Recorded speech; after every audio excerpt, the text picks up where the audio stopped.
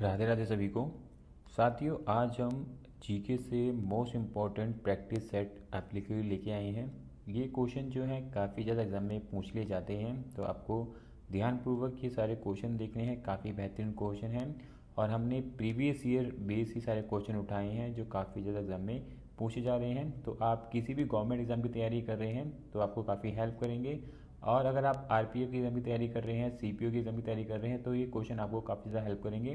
तो ध्यानपूर्वक आपको सारे क्वेश्चन देखने हैं, लगाने हैं और चेक करना है कि आप कितने क्वेश्चन ठीक कर रहे हैं। अगर आप पहले से ही जीएस पढ़ते आ रहे हैं तो आपको काफ़ी ज़्यादा हेल्प होगी किस प्रकार के क्वेश्चन जो हैं पूछे जाते हैं एग्ज़ाम के अंदर। ठीक है। और अगर आप चैनल पर नए हैं, चैनल को सब्सक्राइब भी कर लेना, बेल आइकन क्लिक भी कर लेना ताकि आपके पास सारे नोटिफिकेशन टाइम पर पहुँचते रहें। और अगर आपको डेली न्यूज़पेपर चाहिए तो मैंने एक व्हाट्सएप चैनल बना रखा है जिसका लिंक डिस्क्रिप्शन में है, ज्वाइन कर लेना, जहाँ पे मैं डेली न्यूज़पेपर डाल देता हूँ पीडीएफ में। ठीक है, चलते हैं क्वेश्चन की तरफ। साथियों, क्वेश्चन नंबर 1 है, निम्नलिखित में से कौन सा बांध उस राज्य के साथ सुमेलित है जिसमें यह स्थित है। तो आपको यहाँ पे बांध और राज्य का नाम दिया गया है, बताना है क्या बांध उसी राज्य में स्थित है या नहीं है। तो यहाँ पर जो राइट आंसर है वो है ऑप्शन सेकंड वाला, हीराकुंड बांध जो है उड़ीसा में स्थित है। ऑप्शन सेकंड यहाँ पर राइट आंसर है। ठीक है साथियों, तो यहाँ पे हम तकरीबन 35 क्वेश्चन लगाएंगे जीएस जीके के। तो आपको ध्यानपूर्वक पूरी वीडियो देखनी है, सारे क्वेश्चन लगाने हैं और कोशिश करना है 10 से ज़्यादा स्कोर करने की। ठीक है, अगर आप 10 से ज़्यादा स्कोर कर रहे हैं तो ठीक ठाक है, तो आपको रखना है ध्यान में 10 से ज़्यादा स्कोर करना है, सारे क्वेश्चन लगाने हैं। सारे के सारे क्वेश्चन जो है प्रीवियस ईयर ही हैं और बहुत ज़्यादा एग्जाम में पूछे जा रहे हैं, हमने वही क्वेश्चन आप लोगों के लिए लिए हैं। तो ध्यानपूर्वक सारे क्वेश्चन लगाने हैं और प्रैक्टिस आपको ठीक ठाक करनी है ताकि आप इस बारी अपना आरपीएफ सीपीओ जो भी एग्जाम की तैयारी कर रहे हैं क्वालिफाई करें। चलते हैं नेक्स्ट क्वेश्चन की तरफ। साथियों, क्वेश्चन नंबर 2 है और इम्पोर्टेंट क्वेश्चन है, इसको मार्क कर लेना, काफ़ी बार एग्जाम में देखा गया है। कौन सी पहाड़ियाँ मेघालय पठार का हिस्सा नहीं है। तो आपको बताना है मेघालय पठार का इनमें से दी गई पहाड़ी कौन सा हिस्सा नहीं है। तो अगर आप देखोगे हमें नीलगिरी पहाड़ियाँ दे रखा है, जयंतिया पहाड़ियाँ दे रखा है, खासी पहाड़ियाँ दे रखा है और गारो पहाड़ियाँ दे रखा है। तो यहाँ पे जो राइट आंसर है वो है ऑप्शन फर्स्ट वाला, नीलगिरी पहाड़ियाँ जो है मेघालय पठार का हिस्सा नहीं है।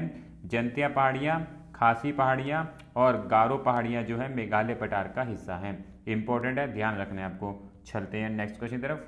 साथियों, क्वेश्चन नंबर 3 है, निम्नलिखित में से कौन सी समशीतोष्ण समुद्र जलवायु है जिनमें सभी मौसमों में पर्याप्त वर्षा होती है। तो वो कौन सी जलवायु है जिसमें सभी मौसमों में पर्याप्त वर्षा होती है। तो यहाँ पे जो राइट आंसर है ऑप्शन फोर्थ वाला है, CFB वो जलवायु है जिसमें सभी मौसमों में पर्याप्त वर्षा होती है। ऑप्शन फोर्थ वाला यहाँ पर राइट आंसर है। ठीक है साथियों, क्वेश्चन नंबर 4 है और इम्पोर्टेंट क्वेश्चन है, इसको मार्क कर लेना। ओलंपिक खेलों के ग्रीष्मकालीन और शीतकालीन दोनों संस्करणों की मेजबानी करने वाला विश्व का पहला शहर कौन सा था। तो वो कौन सा शहर था जहां पर ग्रीष्मकालीन और शीतकालीन दोनों संस्करणों की मेजबानी हुई थी। तो वो है बीजिंग। ऑप्शन फोर्थ वाला यहाँ पर राइट आंसर है। इंपॉर्टेंट है, ध्यान रखना है आपको ये। चलते हैं नेक्स्ट क्वेश्चन की तरफ। साथियों, क्वेश्चन नंबर 5 है, भारतीय कम्युनिस्ट पार्टी की स्थापना अक्टूबर 1920 में कहाँ हुई थी। तो भारतीय कम्युनिस्ट पार्टी की स्थापना अक्टूबर 1920 में ताशकंज में हुई थी। ऑप्शन फोर्थ वाला यहाँ पर राइट आंसर है। ठीक है साथियों, क्वेश्चन नंबर 6 है, ये भी इंपॉर्टेंट क्वेश्चन है, मार्क कर लेना। क्रांतिकारी नायक अशफाक उल्ला खान को डैश के लिए मौत की सजा सुनाई गई थी। तो क्रांतिकारी नायक अशफाक उल्ला खान को काकोरी ट्रेन डकैती के लिए मौत की सजा सुनाई गई थी। ऑप्शन थर्ड वाला इसका राइट आंसर है। ठीक है, चलते हैं नेक्स्ट क्वेश्चन तरफ। साथियों, क्वेश्चन नंबर 7 है और पहले आपको क्वेश्चन खुद से ट्राई करना है, मार्क करना है, उसके बाद मेरा आंसर देखना है, चेक करना है आप कितना स्कोर कर पाते हैं इस वाले टेस्ट में। ठीक है, नवंबर 1919 में अखिल भारतीय खिलाफत सम्मेलन कहाँ हुआ था। तो वर्ष 1919 में अखिल भारतीय खिलाफत सम्मेलन दिल्ली में हुआ था। ऑप्शन सेकंड वाला इसका राइट आंसर है। ठीक है, अगर आपको हमारी वीडियो ठीक लगे तो लाइक जरूर करा करें और अगर आपको डेली न्यूज़पेपर चाहिए तो मैंने एक व्हाट्सएप चैनल बना रखा है जिसका लिंक आपको डिस्क्रिप्शन में मिल जाएगा, जहां पे मैं डेली न्यूज़पेपर डाल देता हूँ पीडीएफ में, तो आपको एक ही जगह पर सारे के सारे न्यूज़पेपर ईजिली मिल जाएंगे। ठीक है, लिंक डिस्क्रिप्शन में ज्वाइन कर सकते हैं। साथियों क्वेश्चन नंबर 18, निम्नलिखित में से किसने 1868 के वर्नाकुलर प्रैक्टिस एक्ट को निरस्त किया था? तो वर्ष 1878 के वर्नाकुलर प्रैक्टिस एक्ट को लॉर्ड रिपिन ने निरस्त किया था। ऑप्शन फर्स्ट वाला इसका राइट आंसर है। ठीक है, चलते हैं नेक्स्ट क्वेश्चन की तरफ। साथियों क्वेश्चन नंबर 9 है, इंपॉर्टेंट क्वेश्चन है, इसको भी मार्क कर लेना। मोहिनी अट्टम नृत्य के प्रदर्शन में उपयोग किया जाने वाला मुख्य ताल वाद्य यंत्र निम्नलिखित में से कौन सा है? तो मोहिनी अट्टम नृत्य के प्रदर्शन में उपयोग किया जाने वाला मुख्य ताल वाद्य यंत्र इदक्का है। ऑप्शन सेकंड वाला इसका राइट आंसर है। काफी इंपॉर्टेंट है, ध्यान रखना है आपको। ये इस प्रकार के क्वेश्चन जो है आपको आरपीएफ के एग्जाम में देखने को मिल जाते हैं, तो आपको ऐसे क्वेश्चनों को मार्क करना है। ठीक है साथियों, क्वेश्चन नंबर 10 है, निम्नलिखित में से किस शास्त्रीय नृत्य को कहानीकारों के नृत्य के रूप में जाना जाता है?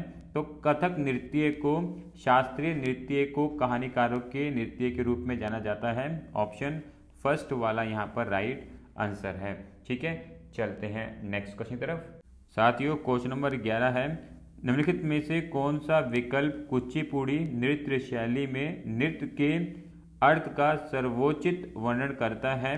तो कुचिपुड़ी नृत्य शैली में नृत्य के अर्थ का सर्वोच्च वर्णन करता है गैर कथात्मक और अमूर्त नृत्य। ऑप्शन सेकंड वाला यहाँ पर राइट आंसर है। ध्यान रखना है, जो कुचिपुड़ी नृत्य शैली के जो अर्थ को अच्छी तरीके से बताता है वो है गैर कथात्मक और अमूर्त नृत्य। ऑप्शन सेकंड यहाँ पर राइट आंसर है।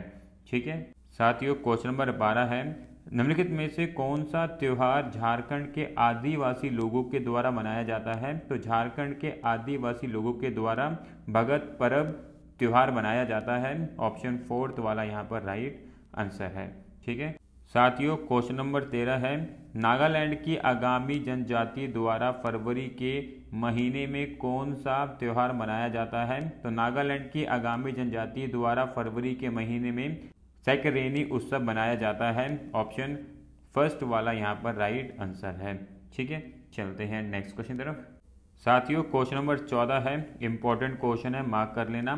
शास्त्रीय नृत्य शैली की शुरुआत 15वीं शताब्दी में डैश द्वारा की गई थी? तो शास्त्रीय नृत्य शैली की शुरुआत महापुरुष शंकर देव के द्वारा की गई थी। ऑप्शन थर्ड वाला यहाँ पर राइट आंसर है। और शास्त्रीय नृत्य शैली जो है असम का शास्त्रीय नृत्य है। ठीक है, इंपॉर्टेंट है, ध्यान रखना है। चलते हैं नेक्स्ट क्वेश्चन की तरफ। साथियों क्वेश्चन नंबर 15 है, भारत के निम्नलिखित में से किस राज्य का लोक नृत्य कालबेलिया है?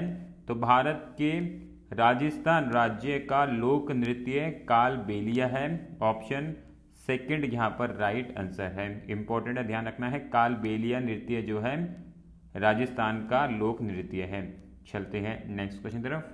साथियों क्वेश्चन नंबर 16 है, निम्नलिखित में से पादप रोग सूक्ष्म जीवों का कौन सा युग्म सही है? तो यहाँ पर आपको पादप रोग सूक्ष्म जीवों का युग्म दिया गया है, बताना है कौन सा वाला ठीक है। अगर आप पहले वाला युग्म देखोगे साइटस विषाणु है, गेहूं में रतुआ रोग कवक है, तो इनमें से कौन सा सही है? तो यहाँ पे केवल सेकंड वाला सही है, गेहूं में रतुआ रोग कवक के कारण होता है। तो ऑप्शन फर्स्ट वाला यहाँ पर राइट आंसर बनेगा, गेहूं में रतुआ रोग कवक के कारण होता है। ठीक है, इस प्रकार के क्वेश्चन भी काफी ज्यादा पूछे जाते हैं, तो आपको ध्यान रखना है। चलते हैं नेक्स्ट क्वेश्चन तरफ। साथियों क्वेश्चन नंबर 17 है, परिवार के लिए भोजन की योजना बनाते समय निम्नलिखित में से कौन सा कारक ध्यान में नहीं रखा जाना चाहिए? तो इसका जो राइट आंसर है वो है ऑप्शन फर्स्ट वाला, पर्यावरण का। ठीक है साथियों, क्वेश्चन नंबर 18 है, वेरी इंपॉर्टेंट क्वेश्चन है, मार्क कर लेना इसको। निम्न में से आत्मनिर्भरता का सूचक क्या है? तो आत्मनिर्भरता का सूचक है उन वस्तुओं के आयात से बचना जिनका उत्पादन देश में किया जा सकता है। तो हमें कोशिश करना चाहिए जो सामान हमारे देश में बन सकता है उसका आयात ना किया जाए, ये आत्मनिर्भरता का सूचक है। ऑप्शन सेकंड वाला यहाँ पर राइट आंसर है। ठीक है साथियों, क्वेश्चन नंबर 19 है, गरीबी हटाने और आत्मनिर्भरता की प्राप्ति का उद्देश्य डैश पंचवर्षीय योजना से संबंधित था? तो ये संबंधित था 5वीं पंचवर्षीय योजना से। ऑप्शन सेकंड वाला इसका राइट आंसर है। ठीक है साथियों क्वेश्चन नंबर 20 है, इंपॉर्टेंट क्वेश्चन है, मार्क कर लेना। बैंकों के साथ स्वयं सहायता समूह एसएचजी को जोड़कर माइक्रो क्रेडिट को संचित करने के लिए 1992 में डैश द्वारा एक परियोजना शुरू की गई थी। तो ये परियोजना जो है नाबार्ड के द्वारा शुरू की गई थी 1992 में। ऑप्शन फर्स्ट वाला यहाँ पर राइट आंसर है। ठीक है साथियों, क्वेश्चन नंबर 21 है, निम्नलिखित में से किसने ब्रह्मांड के विस्तार की अवधारणा की खोज की थी? तो ब्रह्मांड के विस्तार की अवधारणा की खोज एडविन हबल ने की थी। ऑप्शन फर्स्ट वाला यहाँ पर राइट आंसर है। ठीक है साथियों, क्वेश्चन नंबर 22 है, भारत में वन्य जीवों की हानि के बारे में निम्नलिखित में से कौन सा कथन सही नहीं है? तो भारत में वन्य जीवों की हानि के बारे में जो कथन सही नहीं है वो है ऑप्शन फर्स्ट वाला, वनों में आग लगने की घटनाएं वन्य जीवों के घटने का कारण नहीं है। ये कथन सही नहीं है। अगर जंगलों में आग लग जाती है तो पेड़ पौधे तो कम होते ही हैं, साथ में वहाँ के जो भी जीव जंतु होते हैं उनको भी भागना पड़ जाता है। तो यहाँ पर दिया गया पहले वाला कथन सही नहीं है। ठीक है साथियों, क्वेश्चन नंबर 23 है, प्लेइंग इट माई वे किसकी आत्मकथा है? तो प्लेइंग इट माई वे सचिन तेंदुलकर की आत्मकथा है। ऑप्शन फर्स्ट वाला यहाँ पर राइट आंसर है। चलते हैं नेक्स्ट क्वेश्चन तरफ। साथियों क्वेश्चन नंबर 24 है, the test of my life निम्नलिखित में से किस क्रिकेटर की आत्मकथा है? The test of my life Yuvraj Singh की आत्मकथा है। ऑप्शन सेकंड वाला यहाँ पर राइट आंसर है। चलते हैं नेक्स्ट क्वेश्चन तरफ।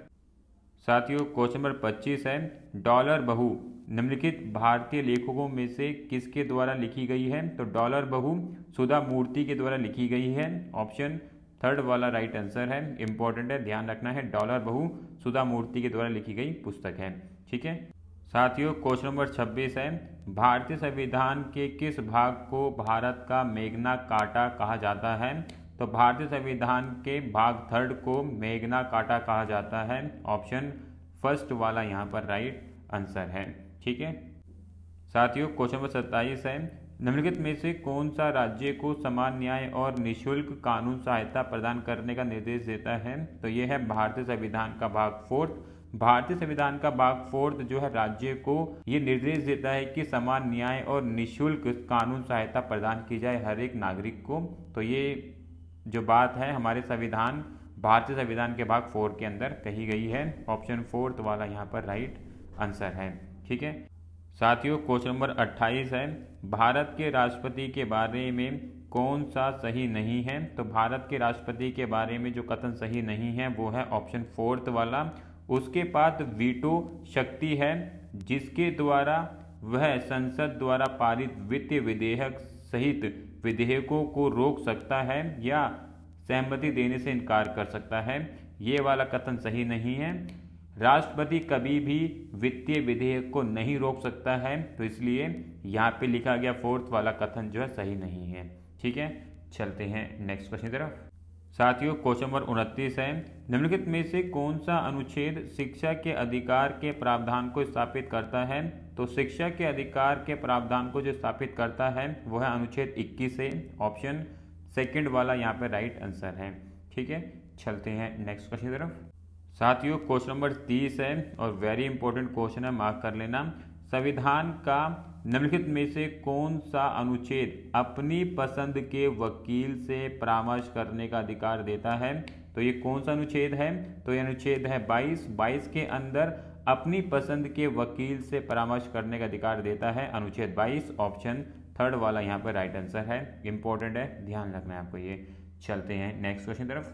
साथियों क्वेश्चन नंबर 31 है, माना जाता है कि भारत में औपचारिक ब्रिटिश शासन डैश के युद्ध के बाद 1757 में शुरू हुआ था। तो ये युद्ध था प्लासी का युद्ध।